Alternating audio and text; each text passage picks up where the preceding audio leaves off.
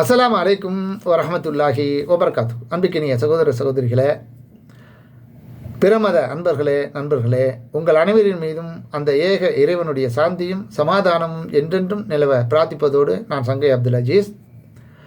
இது இஸ்லாமிய வரலாற்று ஆவணங்கள் என்ற தொடரில் பாகம் 5. இதற்கு முன்பு 4 காணொளிகள் இஸ்லாமிய வரலாற்றில் சொல்லப்படுகின்ற சில முக்கியமான செய்திகளை மட்டும் இந்த தலைப்பில் பதிவு செய்யப்படுகிறது. அடுத்த இந்த காணொலியில் நம்ம பார்க்க போகிறது உண்மை செய்தி இதுவே, மரியமின் மகன் ஈசா ஜீசஸ் கூறியது என்ற தலைப்பில் ஈசா அலைஹிஸ்ஸலாம் அதாவது ஜீசஸ் அவர்கள் உண்மையாக அவர்களுடைய வாழ்ந்து கொண்டிருக்கும் போது அவர்கள் சொன்னது என்ன, பேசியது என்ன, அவர்கள் யார் என்பதை நபிமார்கள் வரலாறு என்ற தொடரிலே நம்ம பதிவு செஞ்சுருக்கிறோம். சில முக்கியமான ஆவணங்களை மட்டும் இந்த தொடரில் பதிவு செய்கிறோம். அதில் ஜீசஸ் அலைஹிஸ்ஸலாம் அவர்களை பற்றிய ஒரு முக்கியமான செய்தி. ஜீசஸ் என்ற ஈசா அலைஹிஸ்ஸலாம் அவர்கள் கூறினார்கள், அல்லாஹ்வே இறைவன், அகில உலகத்தையும் படைத்து பரிபாலிக்கின்ற இறைவனாகிய அல்லாஹ்வே எனது இறைவனும் உங்கள் இறைவனும் ஆவான். எனவே அவனையே வணங்குங்கள், இதுவே நேரான வழி என்று கூறினார் என்று அல்லாஹ் ரப்பல் ஆலமீன் திருமறை குர்ஆன் 19வது அத்தியாயம் 36வது வசனத்தில் இது இடம்பெற்றிருக்கு. இந்த 19வது அத்தியாயம்ங்கிறது அன்னை மரியம் அலைஹிஸ்ஸலாம் அவர்களுடைய பேரில் ஒரு அத்தியாயமே இறைவன் இறக்கியிருக்கிறான். அது திருமறை குர்ஆனில் 19வது அத்தியாயமாக இடம்பெற்றிருக்கிறது. அதில் 36வது வசனத்தில் இந்த செய்தி. மேலும் இஸ்ராயலின் மக்களே, ஏன்னா இஸ்ராயலின் மக்களுக்கு தான் ஈசா நபி தூதராக அனுப்பப்பட்டார்களே தவிர அவங்க அனுப்பப்பட்ட காலத்தில் கிறிஸ்துவர்கள்னு ஒரு மதம் கிடையாது, கிறிஸ்துவர்கள் யாரும் இருந்ததும் இல்லை, அந்த மக்களுக்காக அவர்கள் அனுப்பப்படவும் இல்லை. இதை தெள்ள தெளிவாக மக்கள் அனைவரும், குறிப்பாக கிறிஸ்துவ மக்கள் விளங்கி கொள்ள வேண்டும். அப்போ இஸ்ராயலின் மக்களே, நான் உங்களுக்கு அனுப்பப்பட்ட அல்லாஹ்வின் தூதராவேன். யார் சொல்கிறா? ஜீசஸ், மரியமின் மகன் ஈசா அலைஹிஸ்ஸலாம் அவர்கள் பனி இஸ்ராயலின் மக்களுக்கு தான் தூதராக அனுப்பப்பட்டார்கள். அந்த மக்களுக்கிட்ட ஈசா அலைஹிஸ்ஸலாம் சொல்கிறாங்க, நான் உங்களுக்கு அனுப்பப்பட்ட அல்லாஹ்வின் தூதராவேன். எனக்கு முன் சென்ற தௌராத்தை நான் உண்மைப்படுத்துபவன். தௌராத் என்று வேறத்தை எனக்கு முன்னால் வந்த நபிமார்களுக்கு இறைவன் வழங்கினால அதை உண்மைப்படுத்த வந்திருக்கிறேன். அதில் என்னென்னலாம் தில்லுமுள்ளு பண்ணியிருக்கீங்களோ, எதையெல்லாம் மாற்றி மறைச்சிருக்கீங்களோ அவைகளை எல்லாம் உறுதிப்படுத்த, உண்மைப்படுத்த நான் வந்திருக்கிறேன். எனக்கு பின்னர் வரவுள்ள, எனக்கு பிறகு வரவுள்ள அகமது என்ற, முகம்மது என்ற பெயருடைய தூதரை பற்றியும் நான் நற்செய்தி கூறுபவன் என்று மரியமின் மகன் ஈசா கூறியதை நினைவூட்டுவீராக. அவர்களிடம் தெளிவான சான்றுகளை கொண்டு வந்தபோது இது தெளிவான சூனியம் என்று அவர்கள் கூறினார்கள். இஸ்ராயல் மக்கள்கிட்ட தெளிவான சான்றுகளை ஈசா அலைஹிஸ்ஸலாம் அவர்கள் கொண்டு வந்து அவர்களிடம் சமர்ப்பித்த போது இது உண்மை அல்ல, சூனியம், பொய் என்று அந்த மக்கள் கூறினார்கள் என்பதை இவர்களுக்கு, யாருக்கு? நமக்கு, இஸ்லாமிய மக்களாகிய இஸ்லாத்தை ஏற்றுக்கொண்டிருக்கிற நமக்கு இனி வரவுள்ள மக்களுக்கு நினைவூட்டுவீராக. அவர்களிடம் தெளிவான சான்றுகளை கொண்டு வந்தபோது இது தெளிவான சூனியம் என்று அவர்கள் கூறி மறுத்துவிட்டார்கள் என்று 61வது அத்தியாயம் 6வது வசனத்தில் அல்லாஹ் சொல்லி காட்டுகிறார். அதாவது கருத்தை சொல்லி காட்டுகிறார். நான் அல்லாஹ்வின் அடியான், எனக்கு அவன் வேதத்தை அளித்தான், என்னை நபியாகவும் ஆக்கினான். நான் எங்கே இருந்த போதிலும் பாக்கியம் பொருந்தியவனாகவும் ஆக்கினான். நான் உயிருடன் இருந்து என் தாயாருக்கு நன்மை செய்பவனாகவும் இருக்கும் காலமெல்லாம் தொழுமாறும் ஜக்காத்து கொடுக்குமாறும் எனக்கு கட்டளையிட்டுள்ளான். என்னை துர்பாக்கியசாலியாகவும் அடக்குமுறை செய்பவனாகவும் அவன் ஆக்கவில்லை. நான் பிறந்த நாளிலும், நான் மரணிக்கும் நாளிலும், நான் உயிருடன் எழுப்பப்படும் நாளிலும் என் மீது சலாம் இருக்கிறது என்றார். மேலும் இவரே மரியமின் மகன் ஈசா, ஜீசஸை யார் யார் என்ன என்ன சொல்லி கற்பனை பண்ணி கட்டுக்கதைகளை அவுத்து விட்டு ஏராளமான குழப்பங்களை செய்து கொண்டிருக்கிறார்கள் பாதிரிமார்கள். அவர்களுக்கு இறைவன் கூறுகிறான், இவர்தான் இப்போ சொல்லப்பட்டு பட்டியலை போட்டானே அல்லாஹ், இறைவன் கர்த்தர், இவர்தான் மரியமின் மகன் ஈசா. வேற எதுவும் இல்லைப்பா, நீங்கள் கட்டியிருக்கிற கதையோ நீங்கள் பண்ணியிருக்கிற கற்பனைகளோ உண்மை அல்ல, இதுதான் உண்மை.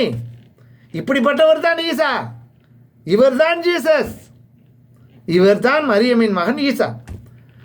அவர்கள் சந்தேகம் கொண்டிருந்த உண்மை செய்தி இதுதான். பலவிதமான சந்தேகத்தில் விட்டு விளாசி கொண்டிருக்கிறார்கள். ஆனால் அதனுடைய உண்மை செய்தி இதுதான் என்று அல்லாஹ் ரப்பல் ஆலமீன் திருமறை குர்ஆனில் சொல்லி காட்டுகிறான். எந்த பிள்ளையும் ஏற்படுத்தி கொள்வது அல்லாஹ்வுக்கு கர்த்தருக்கு தகுதியானது அல்ல, அது மனிதனுக்கு தான் தகுதியானது. இறைவனுக்கு எதுக்கு பிள்ளை? நாம் குழந்தையாக பிறக்கிறோம், வாலிபத்தை அடைகிறோம், வயோதிகமானவன்னு மரணிச்சிடும். அப்போ நம்ம சம்பாதித்து வந்த நம்ம செல்வங்கள், நம்ம சொத்து பத்துக்களை அவங்கள அனுபவிக்கணும்னு நம்ம பிள்ளைய ஆசைப்படுறோம். வயசாகி சம்பாதிக்க முடியாத நிலையில் அவர்கள் நமக்கு சோறு போடுவாங்கன்னு நம்ம அது ஆசைப்படுறோம். இறைவனுக்கு வயசாகிடுமா? அவன் கிழவனாக போயிடுவானா? அவன் சக்தி அற்றவனாக ஆயிடுவானா? அவனுக்கு எதுக்கு பிள்ளை? பகுத்தறிவோடு சிந்தியுங்கள் சகோதரர்களே. அப்படிப்பட்ட ஒரு பகுத்தறிவு அற்புதமான இறைவேதம் தான் திருமறை குர்ஆன் சொல்லி காட்டுகிறான். சந்தேகத்தில் உலட்டி கொண்டு பலவிதமான கற்பனை பொய்களை வாரி வழங்கி கொண்டு இருக்கிறீர்களே, அது உண்மை அல்ல. இவர்தான், இவரே தான் மரியமின் மகன் ஈசா. அவர்கள் சந்தேகம் கொண்டிருப்பது உண்மை செய்தி இல்லை, இதுதான் உண்மை என்று இறைவன் சொல்லி காட்டுகிறான். எந்த பிள்ளையை ஏற்படுத்தி கொள்வது அல்லாஹ்வுக்கு தகுதியானது அன்று. அவன் தூய்மையானவன், அவன் பரிசுத்தமானவன். ஒரு காரியத்தை பற்றி அவன் முடிவெடுத்தால் ஆகு என்று ஒரு உத்தரவு கட்டளை போடுவான், அவ்வளவுதான், உடனே அது ஆகிவிடும். இதுதான் அல்லாஹ். இப்படிப்பட்ட ஆற்றல் பெற்றவர் தான் கர்த்தர். எங்கே போய் யாருக்கிட்ட போய் எந்த கர்த்தரை தேடுறீங்க? இதுதான் இறைவனுடைய ஆற்றல் என்று அதே மரியம் அலைஹிஸ்ஸலாம் அவர்களுடைய பெயரில் இருக்கின்ற 19வது அத்தியாயத்தில் 30வது வசனத்தில் 35 வசனம் 5 வசனத்தில் தொடர்ச்சியாக இந்த செய்தியை திருமறை குர்ஆனில் கர்த்தராகிய அல்லாஹ் சொல்லி காட்டுகிறான். மேலும் மரியமின் மகன் ஈசாவே, அல்லாஹுவை அன்றி என்னையும் என் தாயாரையும் கடவுள்களாக்கி கொள்ளுங்கள் என்று நீர்தான் அந்த மக்களுக்கு கூறினீரா என்று அல்லாஹ் மறுமையில் கேட்கும் பொழுது, இந்த உலகம் முழுவதும் அழிக்கப்பட்டு அனைவரையும் உயிர் கொடுத்து எழுப்பி ஈசா அலைஹிஸ்ஸலாம் ஆகிய ஜீசஸ்கிட்ட அல்லாஹ் கேட்கும் பொழுது ஜீசஸ் சொல்கிறாங்க, இறைவா நீ தூய்மையானவன், நீ எனக்கு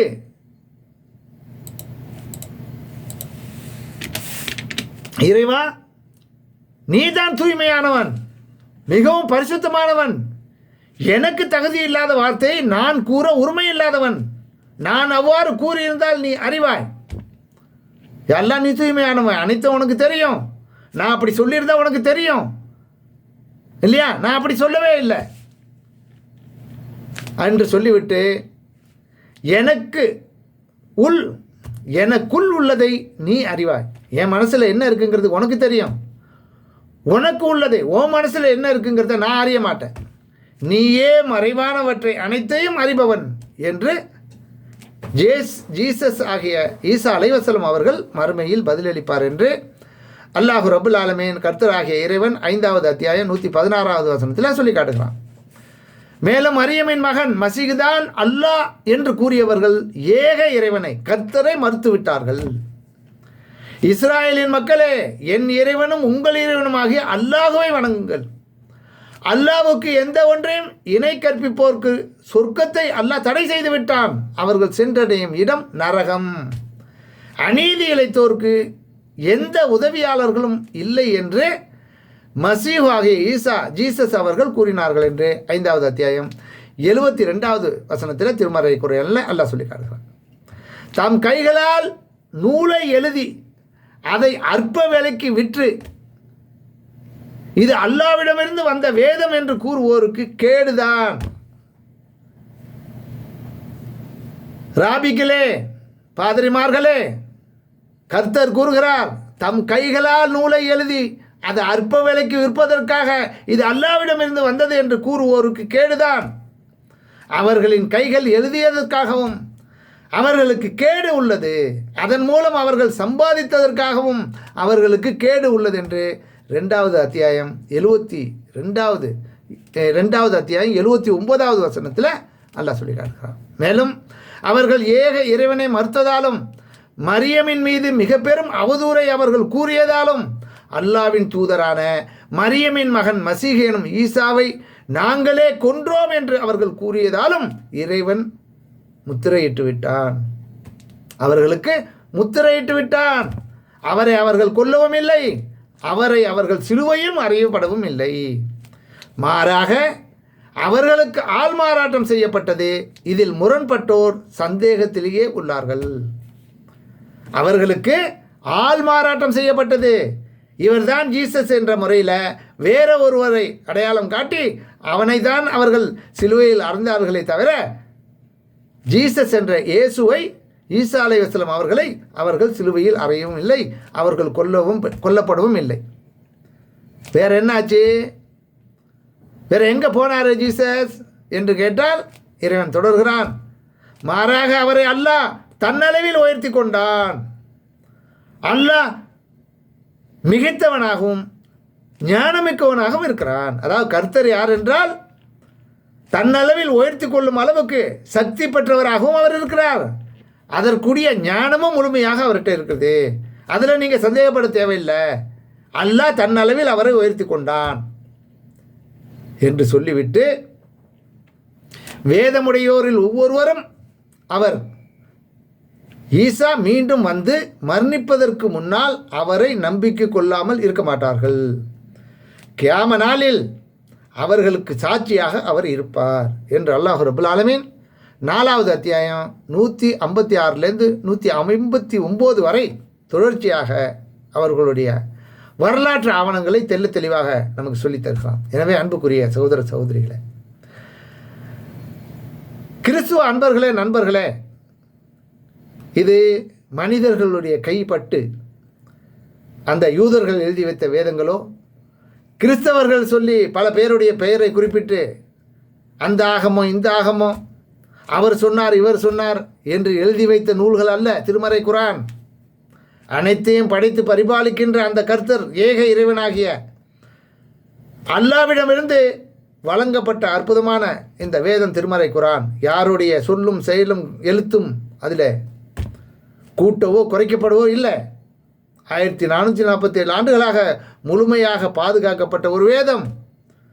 அந்த வேதத்தை பாதுகாப்பேன் என்று அந்த கர்த்தரே பொறுப்பேற்றுக் கொண்ட ஒரு வேதம். இதில் நீங்கள் சந்தேகப்பட வேண்டாம். இதன் உண்மையை திருமறை குர்ஆனிலிருந்து படிங்க.